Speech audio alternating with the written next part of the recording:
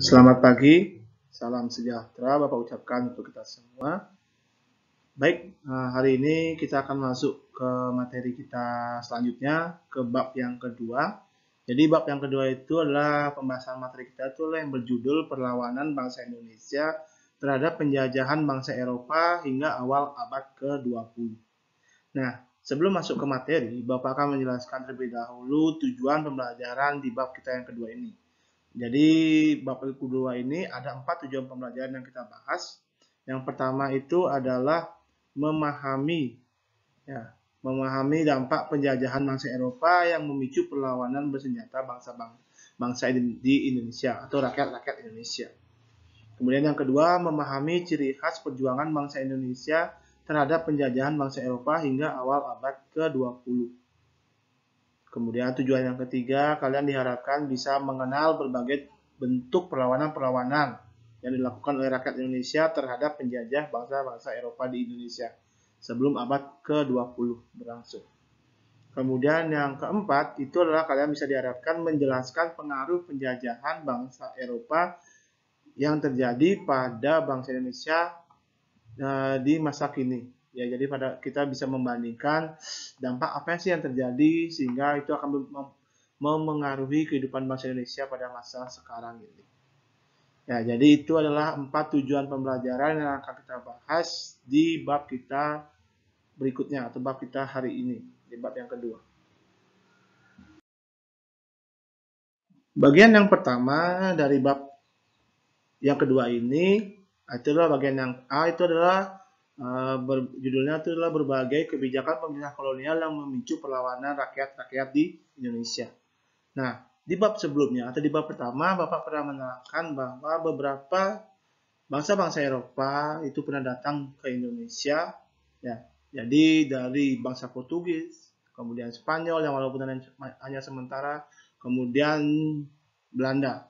Belanda itu dimulai dari zamannya VOC dan juga pada masa pemerintahan Belanda. Nah, jadi hari ini kita lihat, jadi apa sih yang membuat atau memicu perlawanan rakyat Indonesia, terutama kebijakan-kebijakan pemerintah kolonial ini, sehingga pada akhirnya menyebabkan terjadinya perlawanan-perlawanan.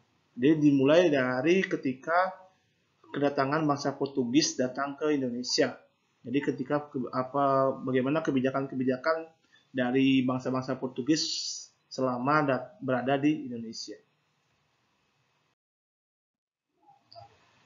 Nah, kebijakan pemerintahan Portugis selama berada di Indonesia memang bisa dibilang cukup memicu perlawanan bangsa Indonesia. Itu adalah kebijakan tentang monopoli perdagangan rempah-rempah. Ya, di awal di bab 1 Bapak pernah menerangkan bahwa awal kedatangan bangsa Portugis ke Indonesia itu adalah hanya untuk berdagang. Nah, tapi karena Portugis melihat potensi perdagangan di Indonesia itu cukup memberikan keuntungan yang sangat besar bagi bangsa Portugis. Nah, jadi terjadilah perubahan tujuan yang awalnya berdagang dengan baik dengan bangsa di Nusantara, tapi di sini malahan Portugis ingin mencoba menguasai perdagangan rempah-rempah yang ada di Nusantara. Nah, penguasaan Portugis terhadap perdagangan rempah-rempah itu dimulai dari barat, yaitu adalah dari pelabuhan Malaka. Ya, Malaka sebagai pusat perdagangan dan juga sebagai pusat transit para pedagang-pedagang dari Asia menuju ke Nusantara dan juga ke Australia, ini ingin dikuasai oleh Portugis. Nah, jadi penguasaan Malaka itu memang memberikan pengaruh yang besar. Dan saat itu memang Portugis berhasil menguasai daerah pelabuhan rempah-rempah. Nah, penguasaan akan Malaka ini tidak serta-merta memuaskan dari keinginan Portugis terhadap perdagangan monopoli rempah-rempah. Kemudian Portugis menuju ke daerah timur mencari pelabuhan lain sebagai pelabuhan transit para pedagang-pedagang tersebut. Ya, jadi menuju ke Sunda Kelapa dulu yang kita kenal. Kalau sekarang namanya itu adalah Batavia atau sudah berubah menjadi namanya Jakarta sekarang. Nah, jadi Sunda Kelapa juga berhasil dikuasai, pelabuhan berhasil dikuasai oleh Portugis. Kemudian ternyata Portugis ingin menguasai lebih, tidak saja pelabuhan saja, malahan penguasaan akan rempah-rempah itu juga kepada daerah penghasil rempah-rempah yang saat itu diketahui oleh Portugis adalah berada di daerah Maluku. Nah, jadi berangkatlah kembali Portugis menuju timur ke daerah Maluku. Dan pada saat itu memang daerah Maluku juga menjadi daerah yang berhasil dikuasai oleh Portugis. Nah, penguasaan akan wilayah-wilayah baik itu pelabuhan ataupun daerah-daerah penghasil rempah-rempah itu tidak serta-merta berjalan lancar yang Portugis lakukan. Karena penguasaan daerah-daerah ini ternyata juga bisa dibilang itu adalah mengalami beberapa perlawanan-perlawanan, terutama dari kerajaan-kerajaan yang ada di Nusantara. Ya, jadi ketika pelabuhan Malaka dikuasai, waktu itu adalah Mataram, dan juga dalam hal ini kerajaan Mataram Islam ingin juga menguasai daerah Malaka. Kemudian juga ketika penguasaan Sunda Kelapa, kerajaan Demak juga melakukan perlawanan. Tujuannya itu adalah karena merasa bahwa daerah Sunda Kelapa itu adalah daerah bagian dari kekuasaan kerajaan Demak. Ya, itulah yang terjadi pada saat itu. Kebijakan lain tentang program atau kebijakan-kebijakan Portugis selama di Indonesia itu adalah tentang penyebaran agama Katolik. Ya, ini juga bagian dari konsep 3G yang dilakukan oleh Portugis selama ini. Ya, yaitu adalah gospel atau penyebaran agama. Nah, waktu itu Portugis tidak saja ingin mencoba memonopoli perdagangan rempah-rempah, tetapi juga Portugis juga sembari mereka menyebarkan agama Katolik, agama dari yang di awal Portugis miliki ketika berada di Eropa. Ya, jadi memang kalau kalian sempat baca di buku paket kalian, sejarah agama Katolik di Indonesia itu memang berawal dari kedatangan bangsa Portugis, terutama di daerah Maluku. Jadi bisa dibilang daerah Maluku itu adalah mayoritas agama Katolik ya sampai sekarang. Jadi daerah-daerah di Maluku itu terutama kepala kampung ataupun kepala sukunya yang kalau orang Maluku disebut dulu namanya itu adalah namanya Kolano dan juga Mamuya. Ya, ini dua tempat yang berada di daerah Maluku Utara itu dibaptis oleh para misionaris dari Portugis supaya nanti mereka juga diajarkan untuk menganut agama Katolik. Ya, beliau juga para masyarakat di sana juga menerima pemberitaan tentang Injil ya dari seorang yang bernama Gonzalo Veloso. Nah, para misionaris yang terkenal dalam hal penyebaran agama Katolik di daerah Maluku itu adalah bernama Franciscus Xaverius. Ini adalah orang yang memang bisa dibilang berperan penting dalam menyebarkan agama Katolik. Ya. Nah, penyebaran agama Katolik itu memang bisa dibilang cukup lancar, tapi dalam hal ini juga memang kita tahu bahwa daerah Maluku itu sendiri mayoritas Islam juga memang cukup banyak di sana. Ya, jadi terutama ketika waktu itu adalah di daerah Ternate dan juga Tidore. Jadi sebelum kedatangan Portugis dan Spanyol di daerah Maluku, kerajaan Ternate dan Tidore itu sudah menganut agama Islam. Nah, dengan kedatangan Portugis saat itu menganggap bahwa ini juga bagian dari rencana besar Portugis, sehingga hal inilah menjadi bagi orang-orang di daerah Ternate dan Tidore itu dianggap terancam. Ya, dia mengancam dalam hal ini. Ya, penyebaran agama Katolik itu juga dianggap bisa dibilang itu bagian dari untuk mengubah pemikiran masyarakat yang ada di Nusantara. Sehingga dalam hal ini beberapa rakyat terutama kerajaan Islam itu banyak melakukan perlawanan guna mengusir para misionaris dan juga mengusir bangsa Portugis dari Nusantara. Berikutnya itu adalah kebijakan yang dilakukan oleh pemerintah Belanda. Yang pertama itu adalah ketika VOC datang di Indonesia dan juga ketika masa pemerintahan kolonial Belanda. Ya, jadi bagaimana apa saja kebijakan-kebijakan yang membuat atau yang memicu perlawanan rakyat Indonesia saat itu. Yang pertama itu kita lihat satu persatu. Ya, yang bagian yang pertama itulah tentang monopoli perdagangan rempah-rempah. Jadi hampir sama seperti halnya ketika Portugis datang ke Indonesia. Ketika VOC menjajah di Indonesia, waktu itu memang VOC mendapatkan pengaruh yang cukup besar, mendapat dukungan apalagi oleh kerajaan Belanda. Ya, lewat kebijakan ekstirpasi, kemudian juga ada kebijakan pelayaran hongi, ditambah juga hak-hak oktrowi yang dimiliki VOC, membuat VOC itu seperti halnya raja di Nusantara, raja yang ingin menguasai monopoli perdagangan saat itu. Nah, kalau yang karena dalam hal ini kebijakan itu dianggap mengancam bagi kerajaan-kerajaan besar, terutama kerajaan-kerajaan Islam yang ada di Nusantara, sehingga hal inilah yang menyebabkan terjadinya perlawanan. Apalagi ditambah dengan kebijakan-kebijakan ini membuat atau merugikan para pedagang-pedagang di Nusantara. Ya, itulah yang terjadi pada waktu itu. Kemudian yang kedua itu adalah campur tangan terhadap masalah internal kerajaan. Ya, ini juga adalah bagian dari pemicu pemberontakan atau perlawanan yang dilakukan oleh rakyat Indonesia. Ya, VOC dalam hal ini melakukan campur tangan terhadap urusan-urusan internal kerajaan. Selain juga berupaya untuk melancarkan monopoli perdagangan-perdagangan di daerah-daerah yang ada di Nusantara. Ya, inilah akhirnya membuat anggap ini sudah merusak urusan intern, sehingga inilah yang memicu terjadinya perlawanan pada waktu itu.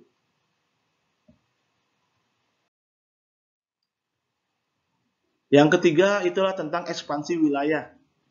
Ya, jadi ini terkait dengan ketika kedatangan kembali bangsa Belanda ke Indonesia setelah VOC dibubarkan. Nah, di awal bab pertama Bapak pernah menjelaskan bahwa ketika kedatangan bangsa Belanda kembali ke Indonesia, Belanda menerapkan yang namanya sistem tanam paksa atau kultus sel-sel yang dibarengi juga dengan kebijakan pintu terbuka. Nah, dua kebijakan ini yang membuat penderitaan bangsa Indonesia semakin menderita, semakin sengsara. Ya, salah satunya itu adalah tentang ekspansi wilayah, membuka wilayah-wilayah baru demi melancarkan para investor-investor yang datang ke Indonesia. Ya, jadi kalian bayangkan yang awalnya itu memang wilayah itu menjadi bagian dari suatu kerajaan ataupun dari suatu kampung, kemudian dibuka oleh pemerintah Belanda untuk dijadikan sebagai pabrik, digunakan untuk menanam tanaman ekspor.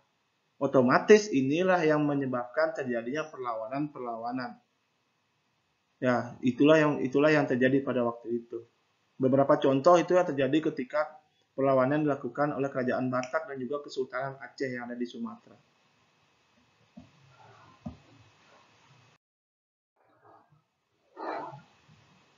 Nah, masih terkait dengan kebijakan yang memicu perlawanan yang dilakukan oleh pemerintah Belanda, itu adalah arogansi Belanda terhadap kerajaan-kerajaan pribumi.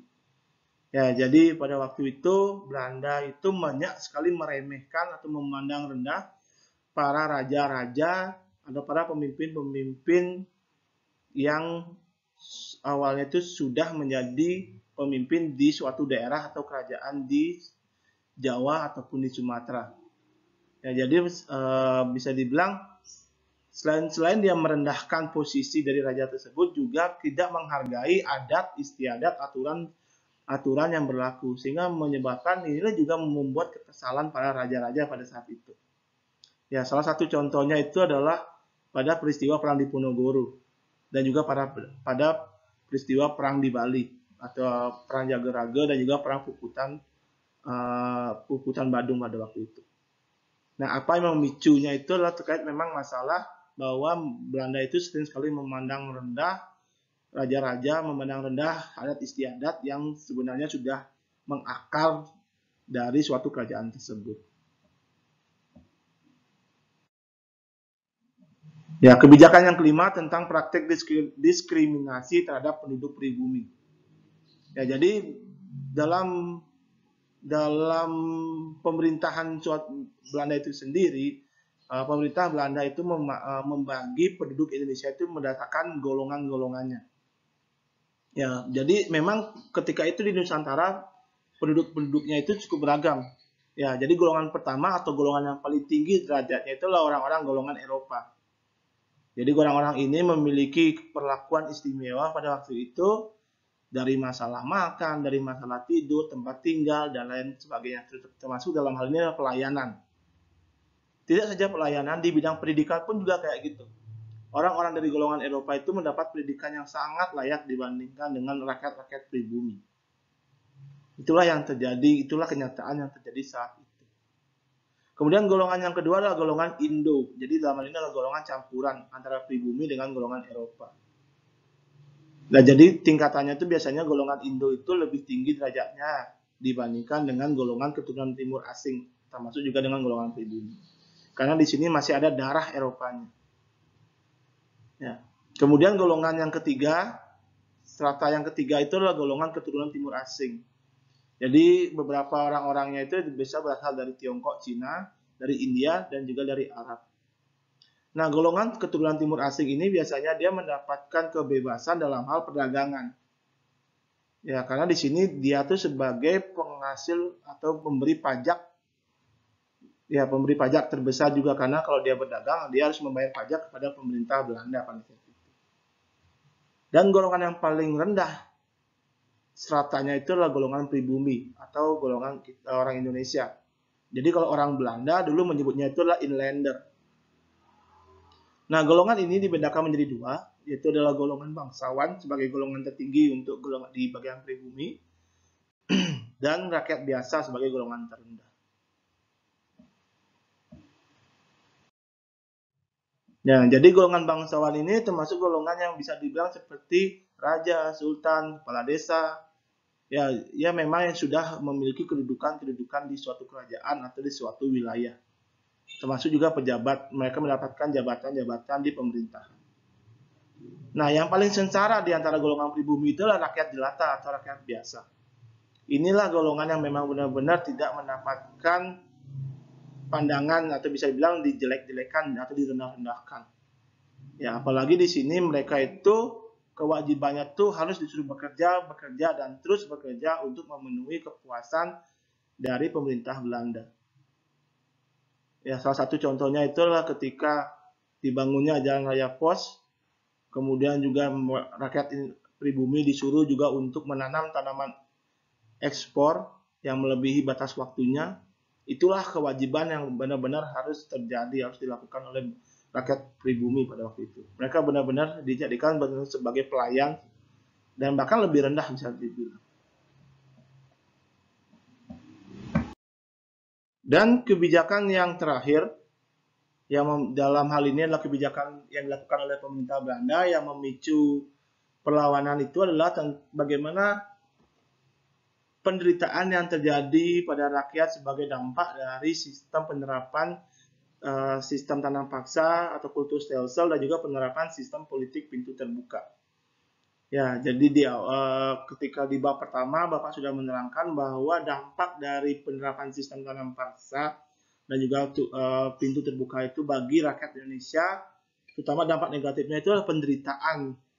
Ya, penderitaan yang terus-menerus, kesengsaraan yang terus-menerus didapatkan, tidak mendapatkan pelayanan yang baik oleh pemerintah Belanda. Inilah yang menyebabkan memicu beberapa golongan-golongan yang ingin melakukan perlawanan karena sudah tidak puas, karena sudah kesal terhadap kebijakan-kebijakan yang diterapkan oleh pemerintah Belanda itu mengalami penyelewengan.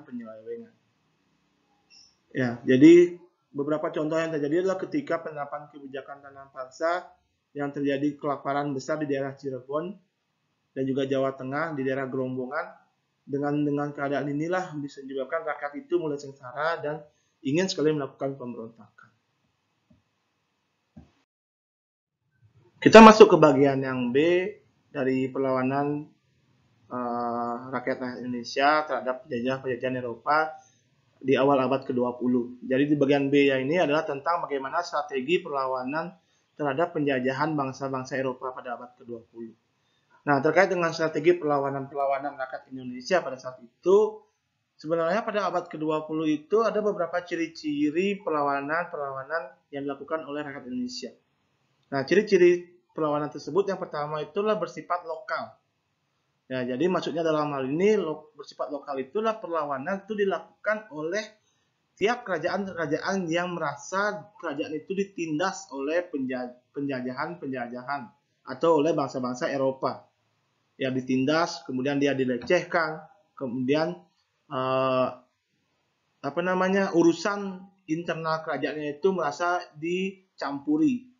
Ya, itulah yang menyebabkan akhirnya dilakukan perlawanan. Dan bersifat lokal dalam hal ini adalah tidak ada kesatuan, tidak ada persatuan antara daerah atau kerajaan satu dengan kerajaan yang lain.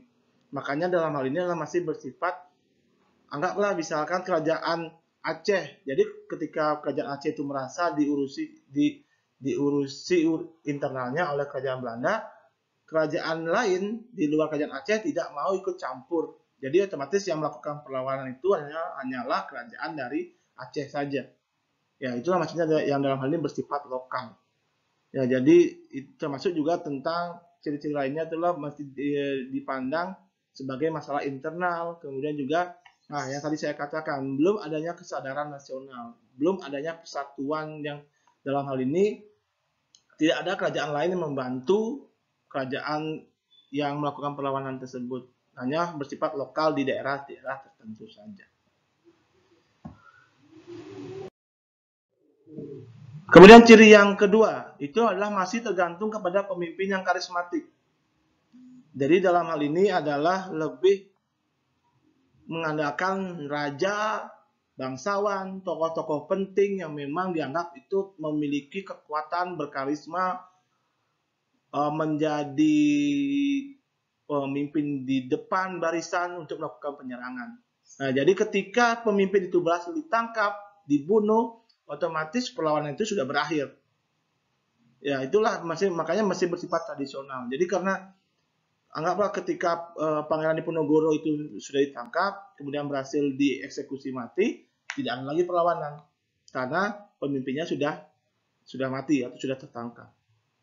Ya, itulah contoh beberapa perlawanan-perlawanan itu seperti perang di Makassar, perang Padri, perang Jawa, Tapanuli yang nanti akan kita bahas di subbab berikutnya.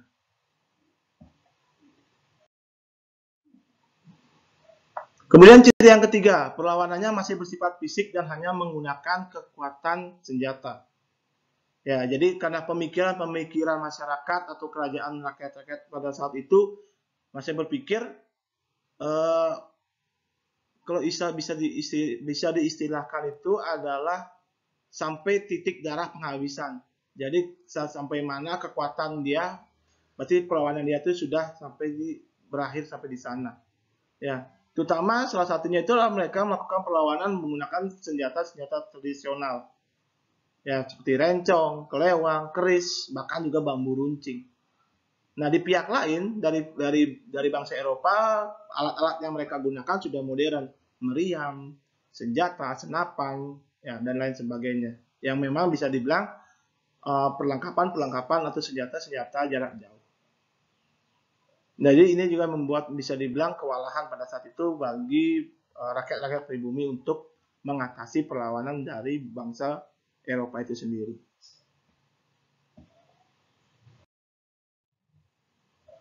Dan yang terakhir itu adalah ciri yang terakhir itulah tentang bagaimana rakyat Indonesia itu mudah dipecah belah. Ya, ketika VOC menjajah di Indonesia, politik divide et impera itu diterapkan, membuat bisa dibilang rakyat pribumi itu gampang sekali dimanipulatif atau bisa dipecah belah. Ya, jadi penguasa-penguasa ini anggaplah ketika dalam satu kerajaan ada konflik internal karena bisa dibilang kan ikut campur, bangsa Eropa itu ikut campur dalam konflik internalnya. Nah, memihaklah bangsa Belanda ini kepada salah satu pemimpin dalam kerajaan tersebut, sehingga akhirnya di sinilah menambah parah konflik yang terjadi di dalamnya. Nah, itulah makanya politik adu domba itu dengan gampangnya masyarakat Indonesia itu diadu domba sehingga membuat terjadi perpecahan. Ya, itulah bagaimana 4 ciri-ciri perlawanan-perlawanan yang dilakukan oleh rakyat Indonesia pada awal abad ke-20.